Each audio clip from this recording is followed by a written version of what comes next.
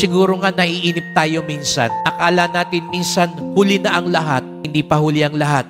Kaya ka pinagsimba ngayon, gusto siguro sabihin sa'yo ng Poong Nazareno, umasa ka, magtiyaga ka, patuloy ka magtiwala sapagkat sa kanyang pamamaraan, sa kanyang orasan, magaganap ang pinakatama para sa ating lahat. Huwag ka kagad umatras, umalis, sumuko o kumalas. Dahil sayang, baka pagkalas mo, doon mangyari ang gustong mangyari ng Diyos. Ang lahat kalkulado ng Diyos. Hindi akalain ng mga tao nun. Pero sa Diyos, kalkulado ang lahat. Planado ang lahat. Alam niya ang tamang oras at paraan. Ito ang ating ipagdasal. Magpasalamat tayo sa mahal na Poong Jesus Nazareno. Pinili niyang maging tao para iparamdam sa atin ang kanyang lubos na pakikiisa. Pinili niyang maging bahagi ng pamilya para ipaalala sa atin ang una nating kalakbay patungo sa kaharian ng Diyos ay ang ating pamilya. Pinili niyang sumunod sapagkat alam niya ang oras at pamamaraan ng Ama ang pinakamainam sa lahat. Nawa, maging bukas din tayong lahat